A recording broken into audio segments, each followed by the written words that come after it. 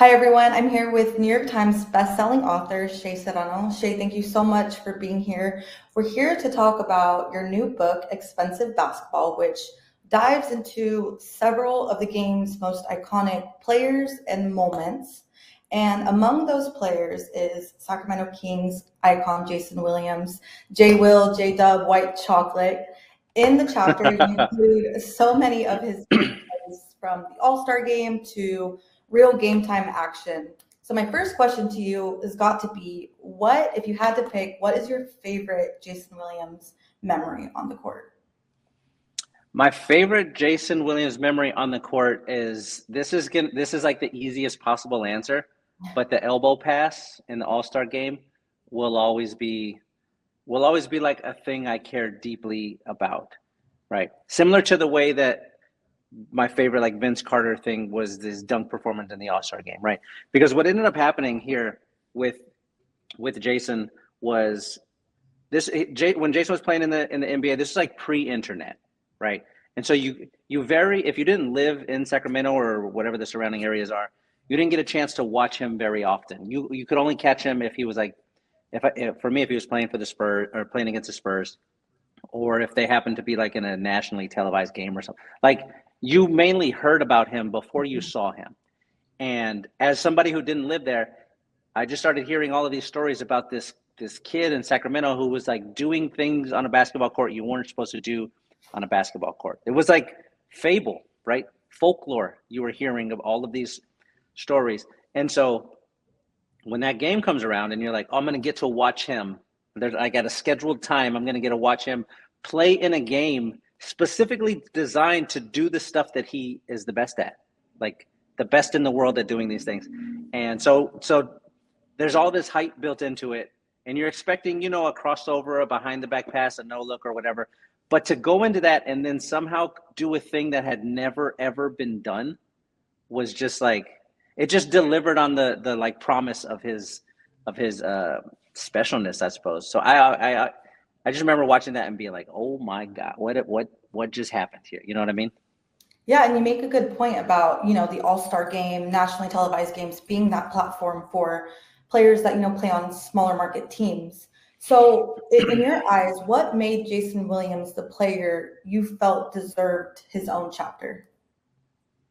Well, I think somebody will always say, if you start talking about how much you like Jason Williams, right, liked watching him play basketball, some dork at some point will eventually be like, but he never really won anything.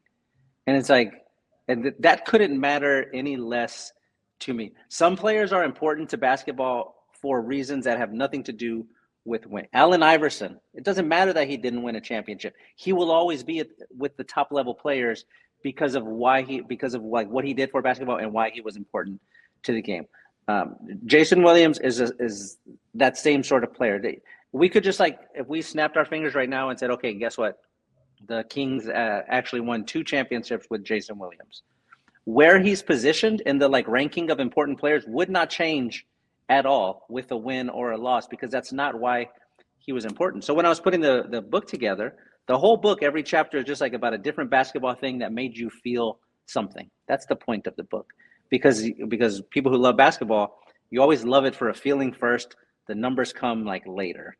All that stuff matters later. And so I was putting together just like a list of basketball players who I was the most interested in, and basketball players who made me feel like a very specific kind of emotion.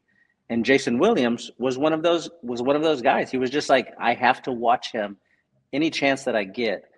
And so I want to write about him. Yeah, and you kind of just mentioned it right now, but there's always that debate when it comes to Jason Williams, right? Was he underrated? Was he overrated, or just misunderstood? Where, I guess you kind of answered it just now, but where do you land amongst that debate? I think he will always be underrated. I think he's a player. He's like a time capsule player, where you had to have watched him in the moment to like understand the full impact. I can show you videos now, like highlight videos of Jason Williams mixtape or whatever, to somebody, to one of my sons. I could be like, hey, watch this guy. He's cool. And they'll watch it and they'll be like, oh yeah, that was a cool little move. Or this like hesitation pull up jumper crossover that he did on Gary Payton.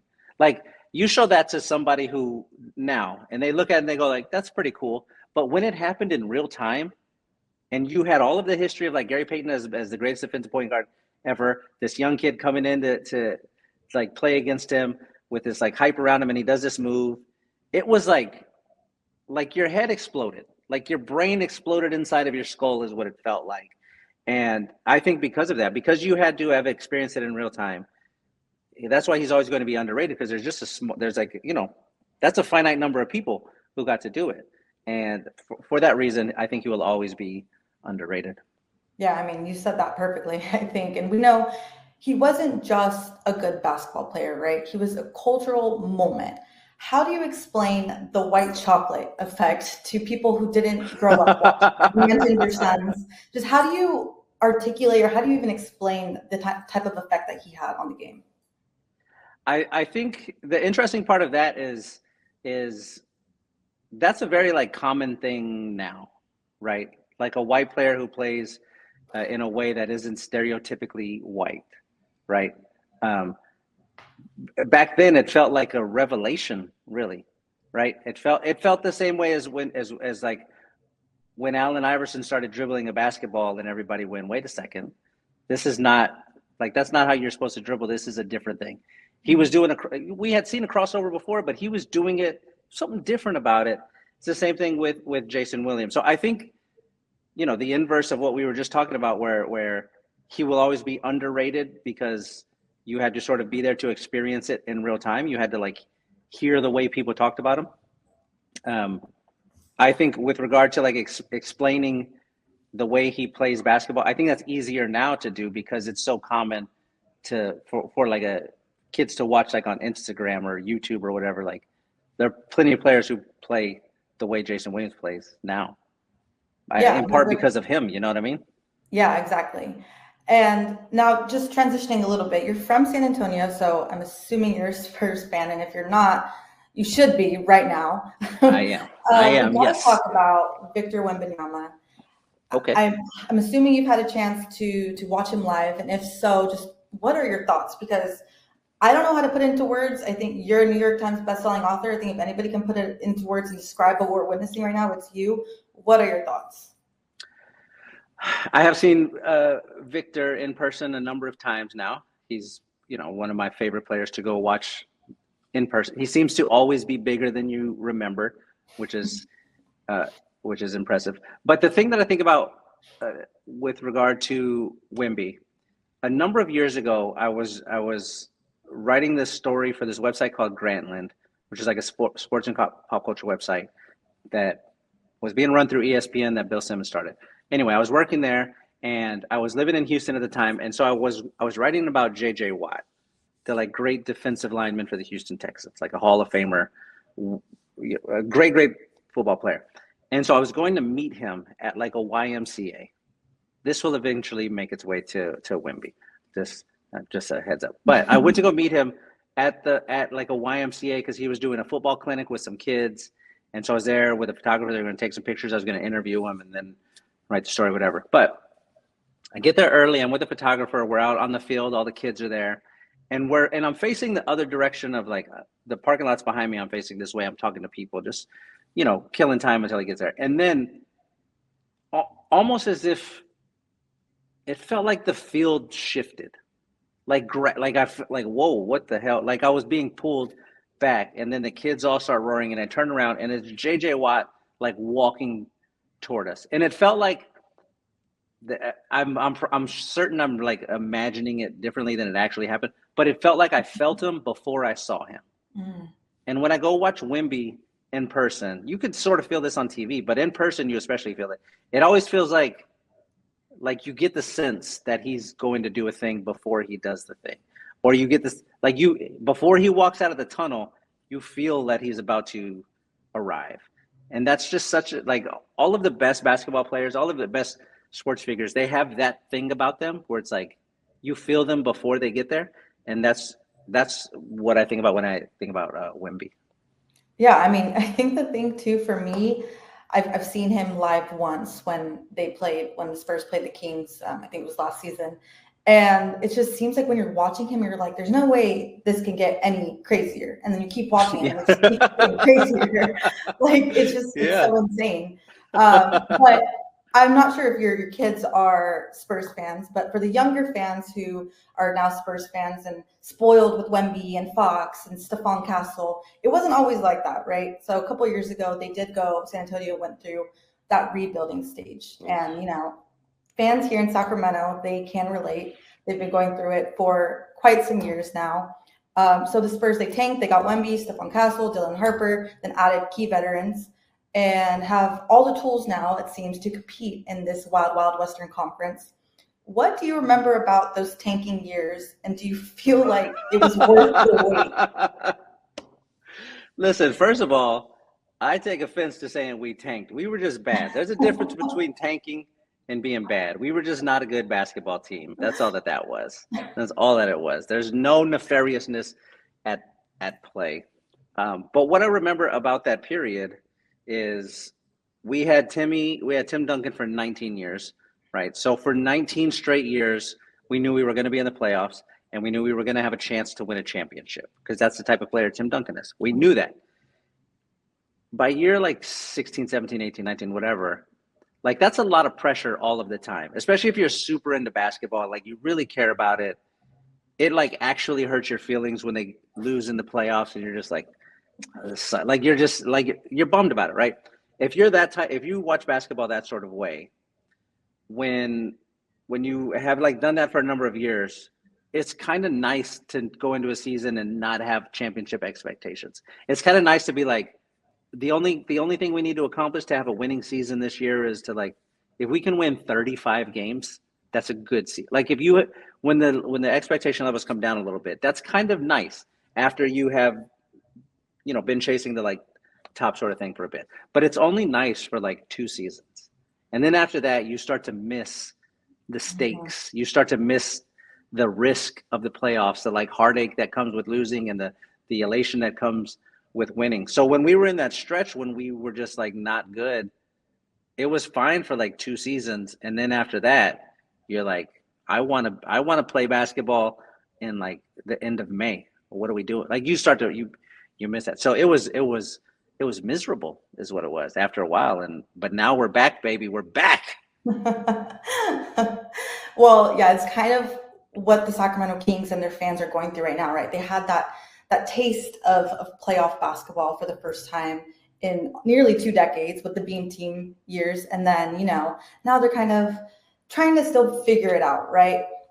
So I guess expectations low so you don't get disappointed, right? That's the mindset that we're in. So fingers crossed for the Sacramento Kings and their fans. But lastly, I want to end with, we discussed Jason Williams, the chapter that you wrote about him. From one Sacramento Kings crafty, creative guard to a former Sacramento Kings guard, De'Aaron Fox. I just want to get your thoughts on D. Fox. What do you think of his game, and how do you see him fitting with the Spurs and what they're trying to build around Wemby?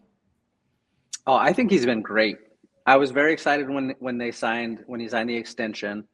I was very excited when he misses the beginning of the season and then he shows up. I was like, had my fingers crossed he was going to be there for the Houston game because I was like a little bit afraid of Houston. Thankfully, we ended up winning that one. But he shows up the next game, and he, automatically he's like always going to be good for 24 points or whatever, right? He's going to be good for that. He's going to be good for relieving any of the pressure. He's a very clutch player, which I really appreciate. Like you have a team with young players on there, you need a guy who, in the last minute of the fourth quarter, he's like, I want the basketball. You want that guy around Wemby so that it eventually goes to Wemby, that sort of same trait. And we're already seeing it now. But there was like, he had already some great quote recently where he's like, I'm here to make things easier in the fourth quarter for the Spurs, for you. Essentially, he was talking to Wemby. But I love him. I think he's like a perfect complement to the type of basketball that Wemby plays. I think Wemby, Fox, and Castle together is like, that's like, it's very exciting. I don't want to jinx it, but it's very exciting to have 3 guys who sort of all do different things. Castle and Fox are guards, they couldn't play any differently. They just couldn't do, you know what I mean? Castle is like, I'm a bully ball guy. I'm gonna get in here, and Fox is like, I'm just gonna be faster and smarter than everybody else and make this. You know what I mean? So I have been very high on Fox since we got him.